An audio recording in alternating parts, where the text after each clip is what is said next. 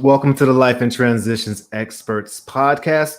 I'm your host, Courtney Rollins, here with another conversation and topic that hopefully will help you during your life's biggest transitions. And one of those is as the world and technology improves, we're living longer, and that's creating different challenges and opportunities for us uh, as a population. And so today we're going to look at and talk about what do we need to think about if we're deciding as an older person or as a senior, or maybe our mom and dad are thinking about what would be the next step. Should we move into a new home or should we move into a senior community?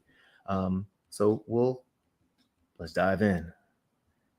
I am going to share my screen. Where's the screen? Oh, present is the share screen.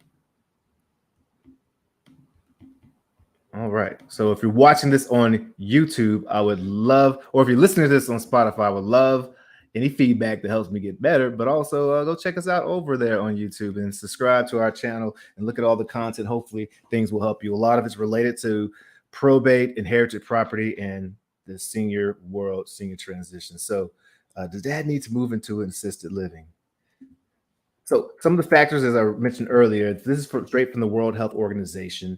That one at the bottom that really is not necessarily alarming, but uh, tells us that the population is going to increase, is going to double of folks who are over 60 years old. So that's going to be a great opportunity for folks to live long and do awesome things. And it comes with challenges as far as restraints on just what do we do? How do we make sure that people are living the way they need to live? So here are four things I want you to think about when we're thinking about whether or not you should move mom or whether or not you should move dad into a senior community.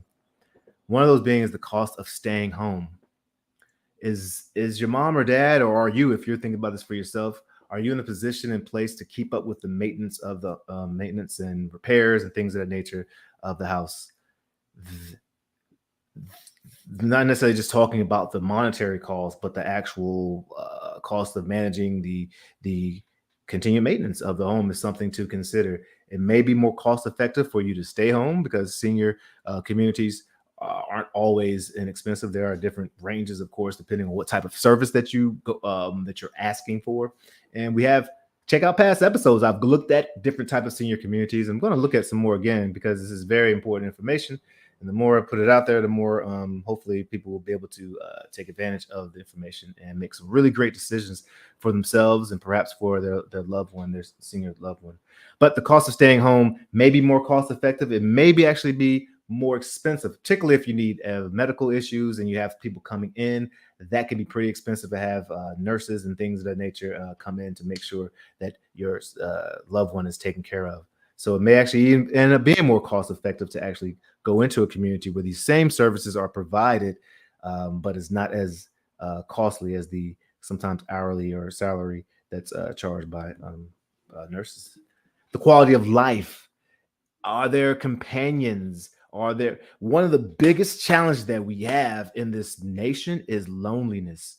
The impact of loneliness on human being is is detrimental. It's far greater than we assumed in the past. And there's tons of research out there that shows and suggests that loneliness, the impact of loneliness, is almost like the equivalent of smoking 10 packs of cigarettes a day. And I should quote the site that says that. I don't want to just give what did Homer Simpson say? You can get numbers to prove anything. 15% of all people know that. But the reality is that loneliness is a condition that can hinder life and quality of life. And does do you have community built in? Do you have where it's absolutely already embedded in a part of your world? If you do and you're staying at home, that is awesome. If not, you may want to consider senior community or some way of engaging in community, even if it's not in a senior home. But quality of life, a lot of that has to do with how we connect with others. There are other factors of quality of life that need to be considered as well when it comes to staying home versus senior care. Perhaps the property, even though it's loved and has tons of memories, perhaps it's outdated now.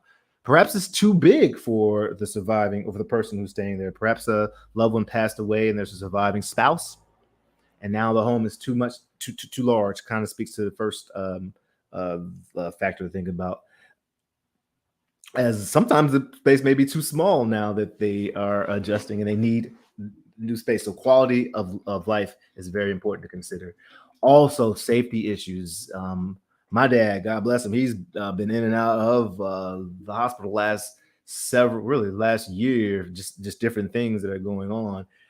And I went to visit him yesterday, and I saw on his chart, it said uh, fall risk. It's a serious thing. People falling, especially as seniors, because bones and bodies are not as supple as they used to be, and so a fall could cause great damage.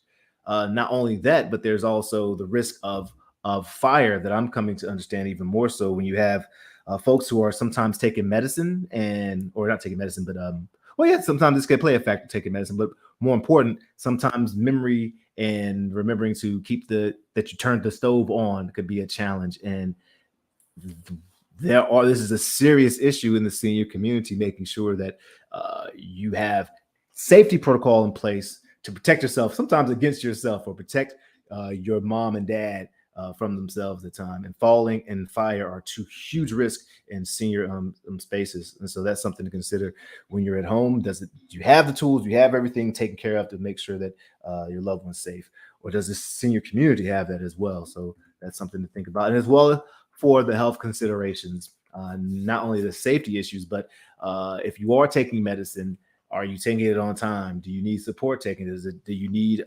assistance with certain just daily activities? Call it ADL, activities of daily life.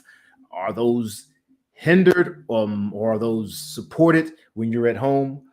Quite often, senior communities, again, there's a variety of services that are provided, but quite often you'll have someone who's making sure they're monitoring your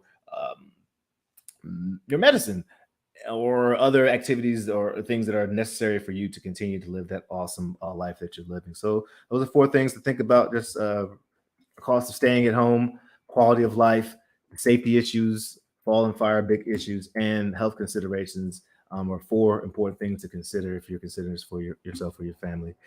Awesome resources. Paying for long-term care. This is like my Bible right here. Ben Rayu is an awesome guy. That had a chance to spend a good amount of time with him out in St. Louis, Missouri. Him and Philip Vincent have a great organization called Mom's House, where I'm actually a senior transition specialist. You see my little button there on the right, down there in the bottom right corner for me.